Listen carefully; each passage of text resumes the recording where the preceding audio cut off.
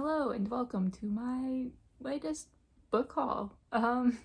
This book haul kind of comprises everything from September through the end of December, which for me includes my birthday and Christmas. So, some of these books are gifts, but most of them I bought for myself because I have self-control issues.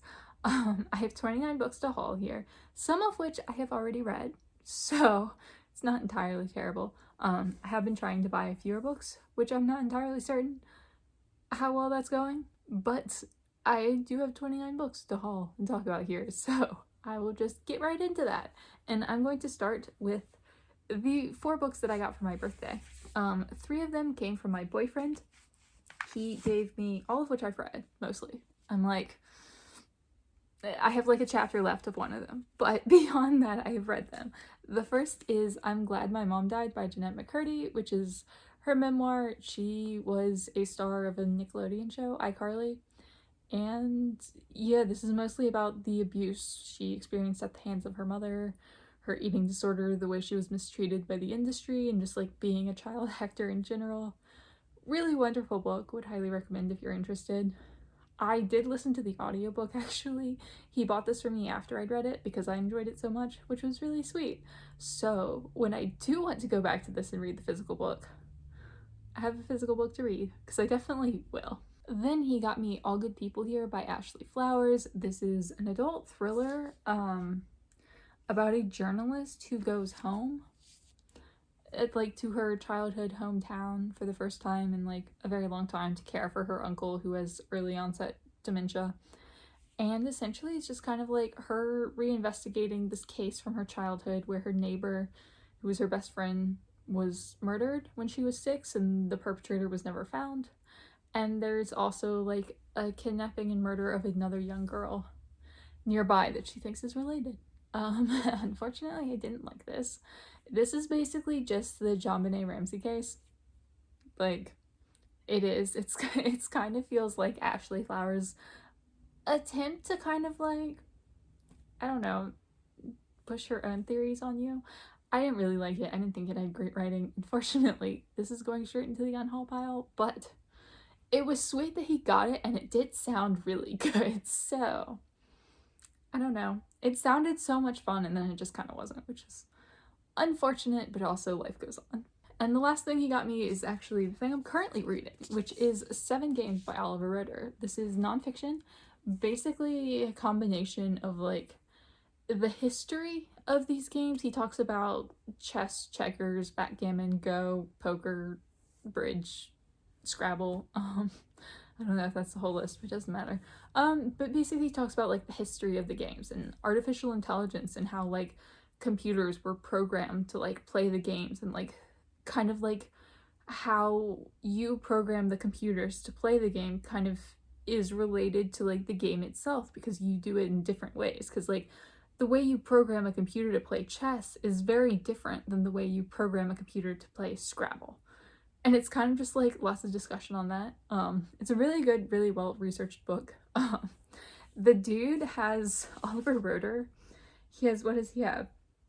He studied artificial intelligence at Harvard and has a PhD in game theory. Like, this dude is a little bit like beyond me. Like, he's like up here and I'm like down here. So I didn't actually understand tons of this, and it was more like a little over my head, a little just not my interest, but like it's a good book, you know? Like I have a hard time like really complaining about it because it was really good, just like sort of not for me. I think this was one that my boyfriend was purchasing mostly because he thought it would be interesting, which is fine. I like books like that too, but it's a very worthwhile book if you're more into like gaming and computer programming and such. And then my last birthday book came from Abby of Pelennor, who I will link down below. She sent me Threads of Magic by Alison Croggon, which is, I think, a middle grade fantasy. It's about a kid who lives in like a magical city who's a pickpocket, and one day he accidentally steals a heart and now assassins are trying to get him. And I assume he's also trying to figure out what the heart does, what it means. I don't know. But we both love the Books of Pelennor series by Alison Croggon, and neither of us have ever read anything else by her, which is unfortunate because the Books of Pelennor are wonderful. So I'm really looking forward to this. I feel like I'm going to love it. Like, it doesn't super sound like my kind of thing, but I know Alison Croggon, I know her writing style. She's a really wonderful writer. So I kind of just assumed that, like, even if this story doesn't sound like my kind of thing, it will be. The way she writes it, it will be. And then the 4 books that my boyfriend got me for Christmas, he actually got me 5, but one of them was Dark Matter, which unfortunately I already own, which I felt terrible about, but like, it was a really good book, so at least that shows that his judgment in buying me books is spot on. The first book that he got me for Christmas is The Boxcar Children, the original 1924 edition, which is apparently different than the Boxcar Children that we read today. Like, the back says it is vastly different. I don't know how different it is, because I have read the popular one, which apparently was published in like the 40s, and this was published in the 20s, and I just know that it says it's different, so I'm kind of stoked because I grew up on the Boxcar Children. I love the Boxcar Children. I still have the first one on my shelf somewhere, and this is just supposed to be different. Again, no idea how. Had never heard of this. Did not know this was a thing. But I'm very, very stoked for it because it sounds like so much fun, and I don't know how he found this. The Midnight Library by Matt Haig. I know this is a book largely about depression, but it's also like fantastical. I think the concept is that like between life and death, there's a library, and it allows the main character who's very depressed to go back and kind of live her life differently and see what would be different if she'd made different decisions, I think. I've heard kind of mixed things about this one, but it does sound like potentially I will enjoy it, so hopefully I will. I know this is very popular, so here's hoping. And then he got me one I hadn't heard of. I love when he gets me things I haven't heard of because it's fun. Cult Classic, a novel by Sloane Crosley. Had never heard of this, so let me know if you have, because this means nothing to me. Like, I have not seen this cover, I have not heard of this book. I don't know. So, apparently, one night in New York City's Chinatown, a woman is at a reunion dinner with former colleagues when she excuses herself to buy a pack of cigarettes. On her way back, she runs into an ex-boyfriend, and then another, and another. Nothing is quite what it seems in the city, as the city becomes awash with ghosts of heartbreaks past. I think he got me this because at the time, I was in like early December, I was complaining about not being able to find romance novels, and he was like, I don't know how to shop for romance novels, but this is apparently a lot about relationships, so not exactly what I was going for, but shout out to the man for trying. I really appreciate him. But yeah, this was good. Like, I don't know that I would have picked this up for myself, but like, that's my favorite kind of gifted book. It's just like something that seems kind of weird that I've never heard of. So again, let me know if you've heard of this and if it's any good, because I have no idea. And the last thing he got me was Persepolis Rising by James S.A. Corey, which is the 7th book in the Expanse series, which they're all down there on the bottom shelf. Yeah, I have the first 6, so he bought me the 7th one, which was very nice. And also I think a hint, because I haven't read them. I've read the first one and really loved it and then never read anymore. So he's just like, hey, you should read this. There are 9 books. I will eventually purchase or acquire books 8 and 9. But also I do know they're at the library. So that's not like stopping me from reading the series. I'm just lazy. But very excited about this because I have like the whole set pretty and new and it makes me really, really happy. So now that was everything I was gifted, the rest of the books I bought myself, which are a lot. The last of the themed piles, I guess, as you could say, I went to a book fair in early October, the Green Valley Book Fair, which is out in kind of the western rural part of Virginia. It's a really massive book fair. They buy new books, but they're like, they buy them cheap. They buy like overstock books, like books that are, you know, like the publishers can't sell.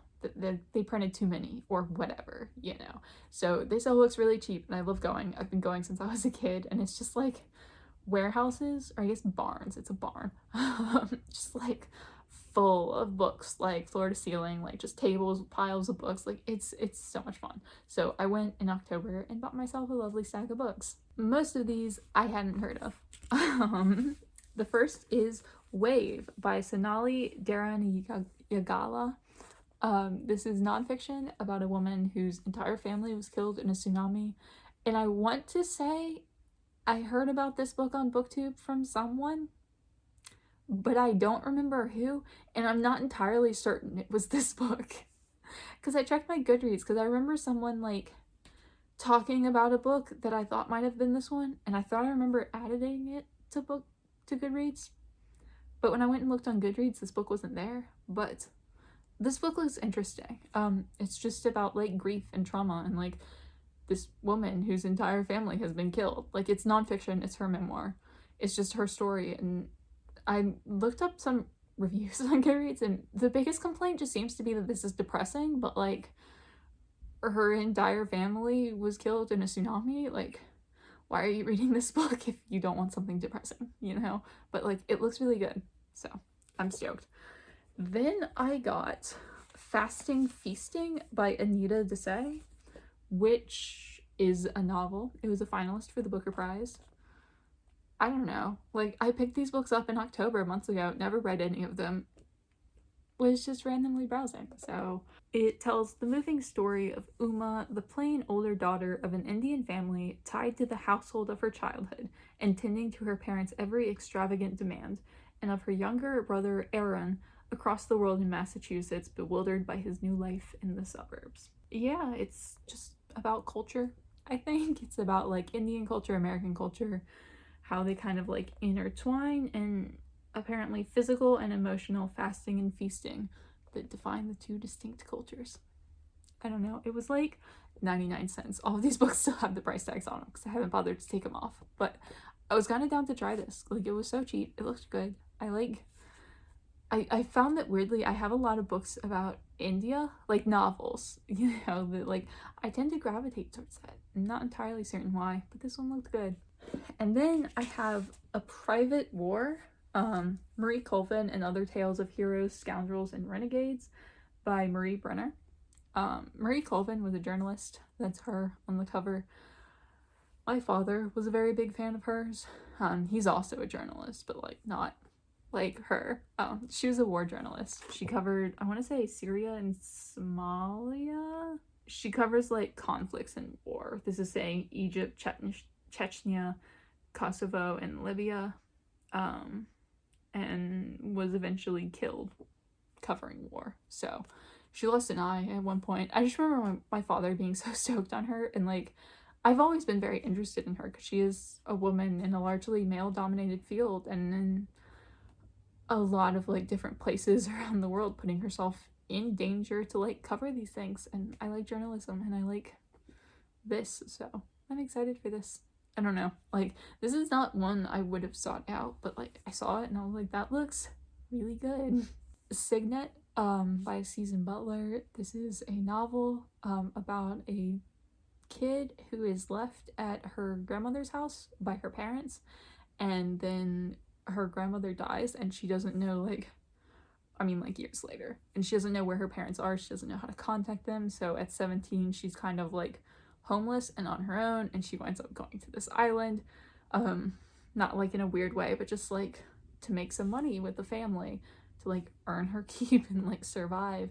And it winds up being mostly populated by, like, old people who aren't, like, super thrilled by the fact that there's just, like, this 17-year-old hanging out around them.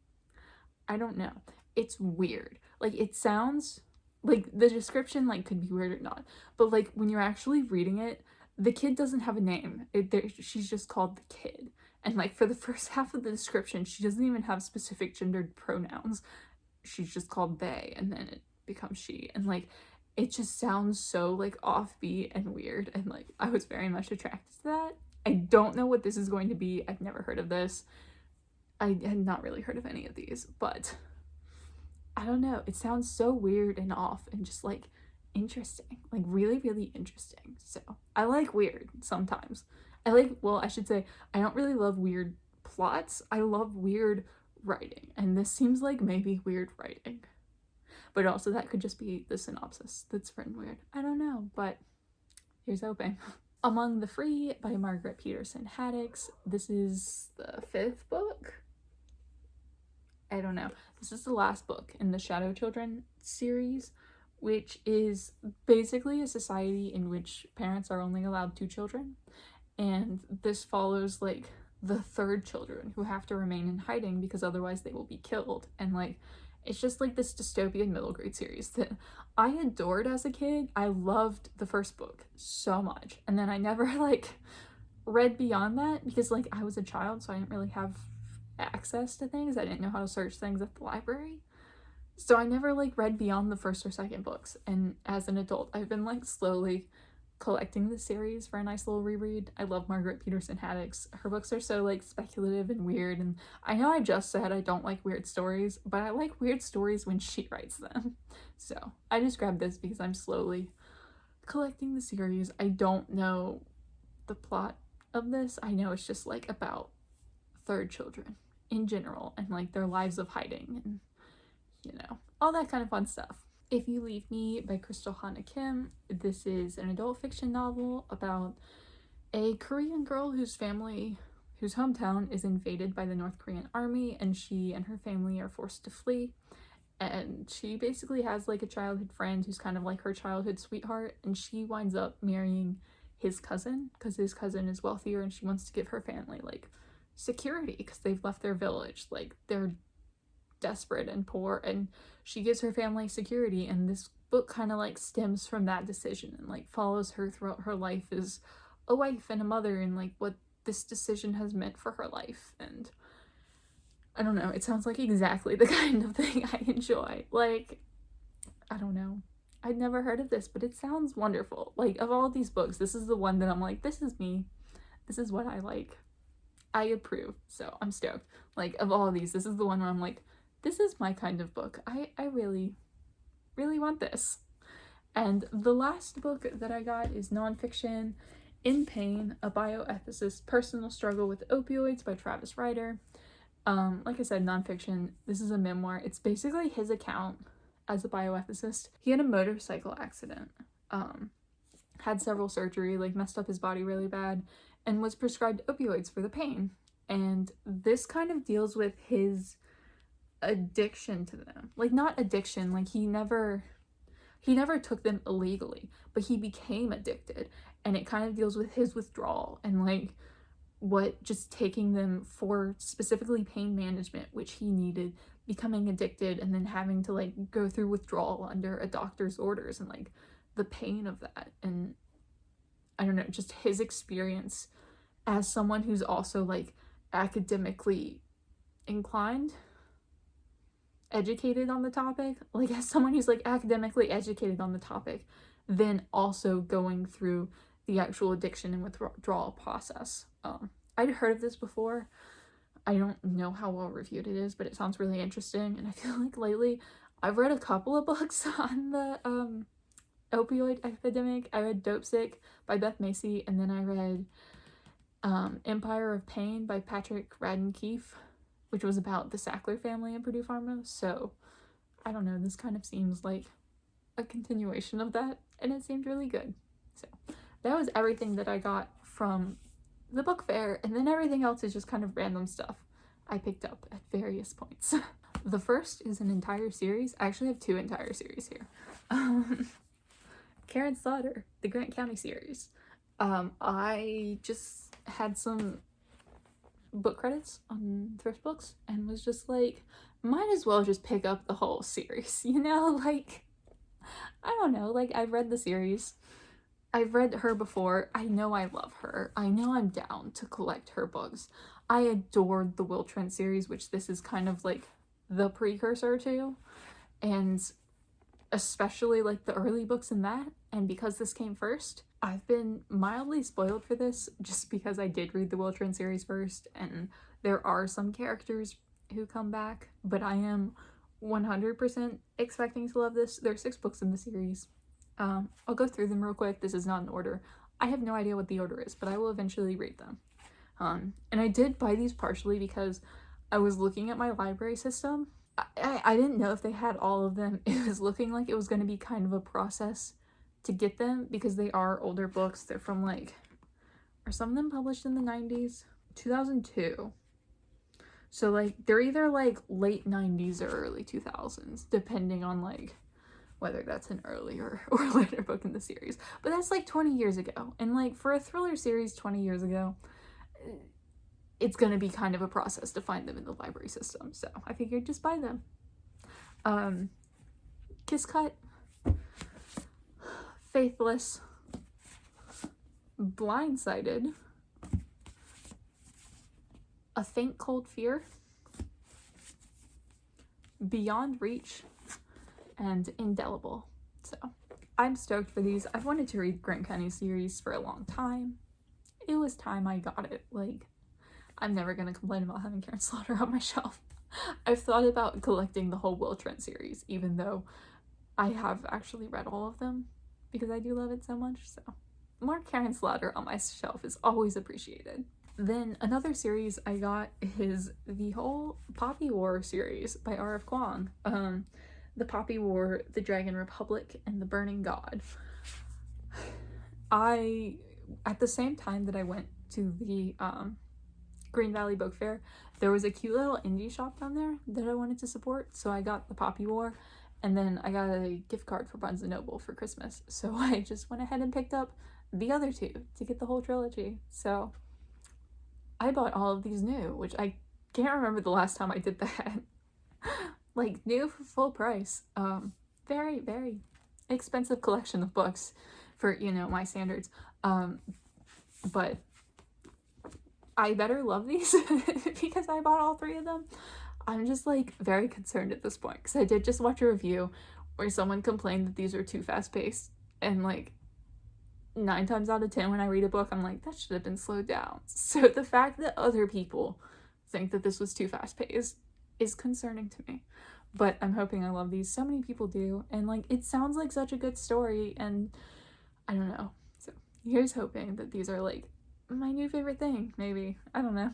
The Last Ever After, The School for Good and Evil, book 3. I have the first 2. I found this in a thrift store and I was like, well, I have the first 2, I should buy the third one. Still haven't read the first 2, of course. Like, why would I read a series before just collecting more of them? But I'm definitely gonna read them before I buy any more in the series because they're getting kind of thick. Like, I know they're a middle grade series, but like, that's thick. But it's a middle grade series about 2 girls who are from the same fantasy village, and they're chosen to go to the school for good and evil, but they go to the opposite school that they think they will. Like, the girl with dark hair thinks she's gonna go to the school for evil, and the girl with blonde hair thinks she's gonna go to the school for good and like be a princess, but it actually winds up being swapped. I'm sure it has more to do with just like their hair color and aesthetic, but I haven't read these books. They're much beloved. I feel like I will probably enjoy them. I hope. I don't know. Valley of the Moon, The Diary of Maria Rosalia de Milagros, Sonoma Valley, Alta California, 1846, by Sherry Garland. This is one of the Dear America books. I collect these. I pretty much always just grab them whenever I see them in like a thrift store for $1 or $2. I don't really know anything specific about this one except it's set in 1846 and it seems to be a Mexican girl. So probably a sad one. Some of them are sad, some of them not so much. I'm assuming this one's gonna be sad, but looking forward to it. Hope it's a good one. The last one of these I read was very disappointing, but usually I really enjoy them. They're sweet middle grade historical fiction diaries, and I highly recommend them for all children because I read them as a child and just absolutely fell in love. Jacqueline Mitchard, The Most Wanted. I read The Deep End of the Ocean a long time ago. I have a review for it. I found it mediocre. This was also by Jacqueline Mitchard, so I bought this one because I recognized her name and that she'd written the mediocre book I read like 4 years ago. I don't know why I'm like this. Like, I don't know why, but I just wanted to pick up this book. And I think it's because I didn't like The Deep End of the Ocean very much, but it was exactly the kind of like serious contemporary that I like, where it just dealt with, I forget what it was. It was like a missing child or a dead child, and it dealt with like the mother's emotions a lot, and like what had happened, and like how the family was coming together after the fact. And again, did not really enjoy it, but I really liked that conceptually. It dealt with like the aftermath of a trauma, and I like that, so I'm down to give her a second chance. I don't know anything about this book. I'm pretty sure I didn't even read the description before I bought it, because, you know, why would I? So apparently this deals with a 14-year-old kid who, on a dare, writes a letter to an imprisoned bank robber or murderer. I don't remember. I mean, I just read it, but I don't remember. And then eventually they kind of fall in love. Like, she's 14 and he's like in his 30s, and then they have like a romantic relationship, and then they get married, and then she has his kid, and then he escapes from prison and might be set on harming her, and it's kind of just about the story. Like, it doesn't seem like it's like a dramatic or romance novel. It just kind of seems like a contemporary of like, this is what happens, this is something that's going on. I don't know. It sounds good, so hopefully I like this one better than The Deep End of the Ocean. Last Call by Warren Adler. This is a novel about an 83-year-old man whose wife had passed away like a decade earlier, and he kind of thinks he'll never find love again. And then as he's walking his poodle one day, he meets an 80-year-old woman named Sarah, and they sort of fall in love and begin an affair. But then he finds out that Sarah's husband is actually still alive and has dementia. So it kind of, I think it's kind of like just a serious question of like, this love affair, like, is this cheating? Like, her husband has dementia, like, he's not really himself anymore, but is it like morally wrong? Like, it's a very like complicated, complex situation. I like this. Just like two like 80-year-old characters just trying to live their lives and like be people and like make connections with people, and I don't know. It sounds potentially wonderful, but I never heard of it, so maybe it's terrible. I don't know, but I'm really holding out hope for this one because it sounds good. And the last book that I acquired in the last 4 months, 3 months, 4 months, I don't know, nonfiction book, Dark Salt Clear by Lamorna Ash. This is, as it says, the life of a fishing town.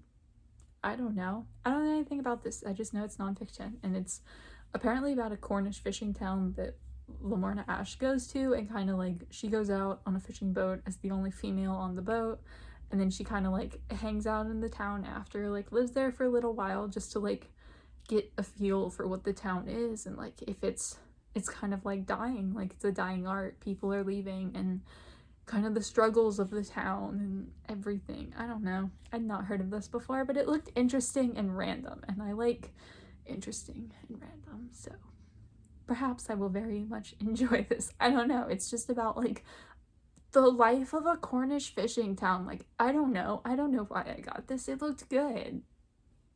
I don't know. So those were the 29 books that I got in the last several months. I think I'd read, what, 3 of them?